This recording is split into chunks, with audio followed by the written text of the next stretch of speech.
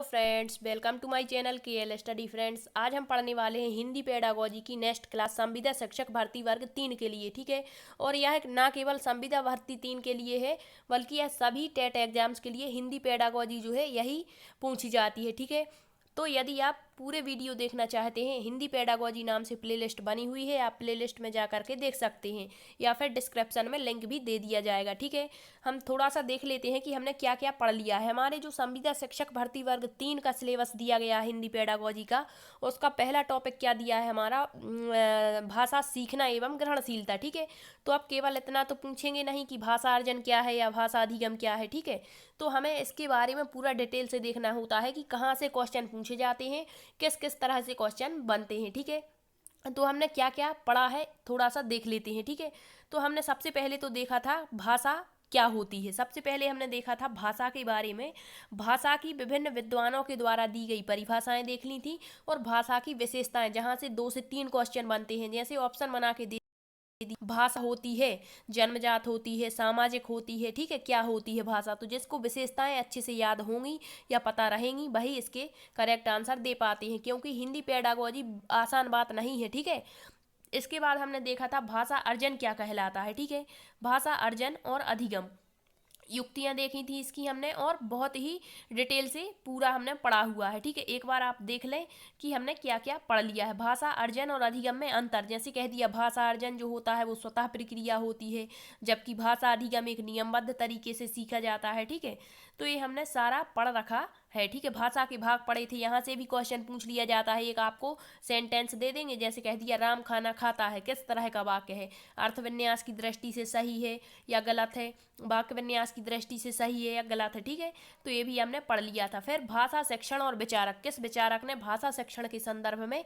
क्या अपने विचार व्यक्त किए हैं। ठीक है, जैसे कह दिया कि स्किनर ने भाषा शिक्षण के संबंध में सबसे ज़्यादा बल दिया है, अनुकरण पर दिया है, पुनर्बलन पर दिया, सूझ पर। ठीक है, तो ये भी जो हमारे हिंदी पेडागोजी में हमें पढ़ना होता है वो हमने पढ़ा था। ठीक है, स्किनर जो है वो पुनर्बलन पर बल देते हैं, पावलाव अनुकरण पर, ठीक है, कोहलर सूझ पर।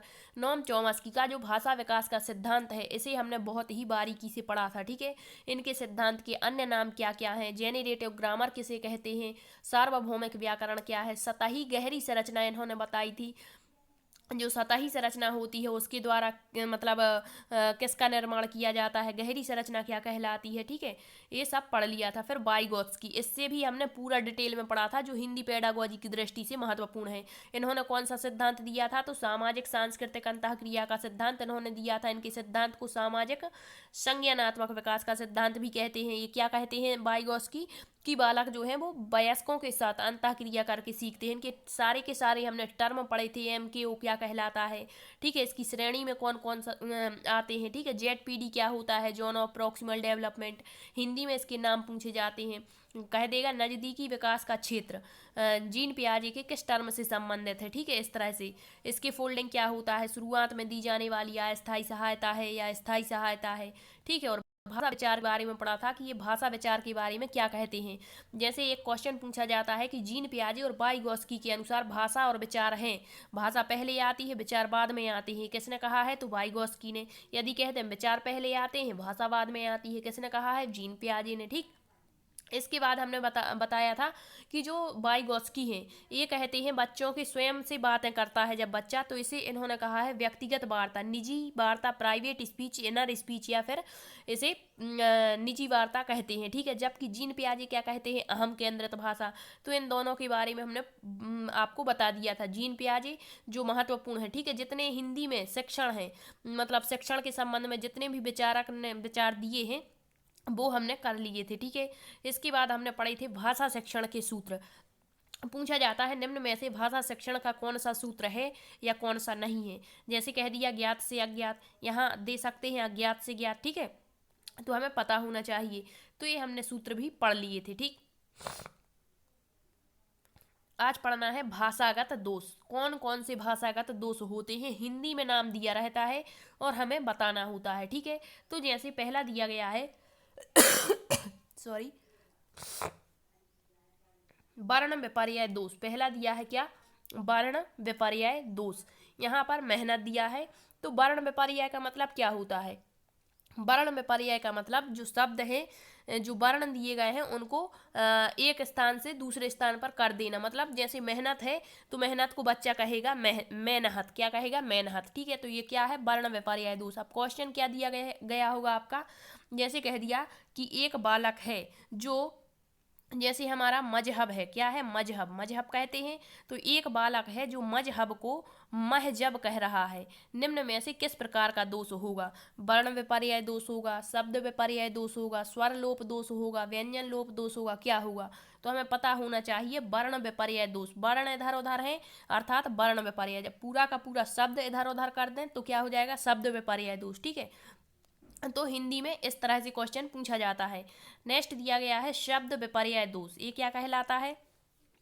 तो शिक्षार्थियों ने शिक्षक को पढ़ाया, यहाँ पूरा का पूरा जो शब्द है वो उल्टा कर दिया। ठीक है, तो क्या कर दिया है, शब्द विपर्यय दोष होगा यहाँ पर। यहाँ होना चाहिए था शिक्षक ने शिक्षार्थियों को पढ़ाया, लेकिन यहाँ क्या दिया है, शिक्षार्थियों ने शिक्षक को पढ़ाया। किस प्रकार का दोष है? शब्द विपर्यय दोष। ठीक है, नेक्स्ट दिया है सॉरी स्वर लोप दोष दिया है। क्या दिया है? स्वर लोप दोष। तो स्वर लोप मतलब स्वर का लोप कर दिया। यहाँ चाचा, तो बच्चा क्या कहता है, चाचा को चचा, दादा को दादा, पापा को पापा। ठीक है, तो इस तरह से स्वर का लोप कर रहा है बालक। यहाँ पर आ की मात्रा है और यहाँ पर उसने लोप कर दिया। ठीक है, तो ये किस प्रकार का दोष हो गया, स्वर लोप दोष। नेक्स्ट है व्यंजन लोप। यहाँ पर व्यंजन का लोप कर देंगे। क्षत्रिय, क्षत्रिय कहना चाहिए, बालक कहता है छत्री, छत्री। ठीक है, तो ये क्या होता है, यहाँ पर या मतलब व्यंजन है और इसका लोप कर दिया, तो ये क्या हो गया हमारा, व्यंजन लोप दोष। इसे याद रखना, हिंदी में थोड़ा सा पढ़ने में दिक्कत जाती है। ठीक है, फिर दिया है नेक्स्ट स्वरागम। स्वरागम क्या कहलाता है? तो स्वरागम दोष मतलब स्कूल को ई स्कूल कहेगा। ठीक है, स्कूल। ठीक है, ई स्कूल मतलब स्वर का आगम अपने आप कर रहा है बालक, ई जोड़ दिया यहाँ, स्वर आगम मतलब आ गया। ठीक है, तो स्वरागम दोष। स्वर भक्ति, जैसे बालक को हमने सुना है राजेंद्र किसी का नाम है तो कहेगा हे राजेंद्र, ए महेंद्र। ठीक है, इस तरह से, तो ये स्वर भक्ति है, मतलब जोर लगा करके बोलना किसी बात को, राजेंद्र, महेंद्र, गजेंद्र। ठीक है, इस तरह से, तो ये स्वर भक्ति कहलाती है। क्वेश्चन क्या कहेगा कि एक बालक जो है राजेंद्र को राजेंद्र कहता है, किस प्रकार का दोष है, स्वर भक्ति है, क्या है? ठीक है, नेक्स्ट है अनुनासिक दोष। अनुनासिक दोष का मतलब क्या है, मुख और सॉरी अनुनासिक दोष में क्या होता है, मुख और नासिका दोनों से बोलना चाहिए, लेकिन यहाँ पर जैसे दिया है हाथ। ठीक है, हाथ, हाथ ऐसा बोलेंगे, हाथ मतलब नाक से भी और मुंह से भी, तो ये करेक्ट होगा। लेकिन बालक कह देता हाथ, क्या कह दिया, हाथ, मतलब उसने जो मुख से और नाक से बोलना चाहिए तो वहाँ पर दोनों से नहीं बोलता, केवल या तो मुख से बोल देगा या फिर नाक से बोल देगा। ठीक है, नासिका से, तो ये अनुनासिक दोष होता। एक होता है अननुनासिक दोष। अननुनासिक मतलब क्या होता है, यहाँ पर पवन ऐसा ही है, लेकिन बालक यहाँ पर अपने आप से क्या लगा देता है, मतलब चंद्र बिंदी मतलब बिंदी लगा देता है। ठीक है, तो पवन, पंबन ऐसा कहेगा, पंबन मतलब नाक से, नासिका से बोल रहा है। ठीक है, तो ये अनुनासिक दोष होगा। फिर दिया है प्रयत्न लाघव दोष। ये क्या कहलाता है, जैसे डॉक्टर साहब है। ठीक है, तो ऐसे हम पूरा ना बोल के क्या कहते हैं, डॉक्टर साहब नहीं बोलते, क्या बोलते, डा साहब, डा साहब। ठीक है, माँ साहब, डा साहब, मास्टर साहब को माँ साहब, डॉक्टर साहब को डा साहब। ठीक है, इस तरह से, तो ये क्या कर देते हैं, प्रयत्न लाघव मतलब छोटा कर देना। ठीक है, फिर महाप्राण दोष। महाप्राण क्या, घर को गर कर दिया। ठीक है, तो जिसने भी वर्ण पढ़े होंगे जो हमारे व्यंजन होते हैं, मतलब का से का, खा, गा, घा, मतलब ये हमारे 5 वर्ग जो होते हैं, जिसने भी पढ़ा है उसको पता होगा महाप्राण क्या कहलाते हैं और अल्प प्राण क्या कहलाते हैं। वर्णों के जो वर्ग हैं, वर्ग के दूसरे और चौथे अक्षर क्या कहलाते हैं, हमारे महाप्राण, और पहले, तीसरे और 5वें अक्षर क्या कहलाते हैं हमारे, तो ये अल्प प्राण। तो यहाँ पर घर को गर कर दिया, मतलब महाप्राण कर देना। ठीक है, महाप्राण को अल्प प्राण कर देना, तो ये घर को गर कर देना। ठीक है, यहाँ पर दिया है अल्प प्राण। चोर, ठीक है, यहाँ पर चोर है तो चोर को छोर कर दिया, मतलब चा को छा में बदल दिया, तो ये अल्प प्राण दोष होते हैं। ठीक है, तो ये हमारे कुछ हिंदी के जो दोष हैं, भाषागत दोष, इनसे क्वेश्चन पूछ लिए जाते हैं। ठीक है, आई होप आपको ये समझ आ गए होंगे। एक बार अच्छे से देखेंगे तो ज़रूर आपको याद हो जाएंगे। ठीक है, इसके बाद हम नेक्स्ट क्लास में पढ़ेंगे जहाँ से क्वेश्चन बनते हैं, जैसे बहुभाषिकता।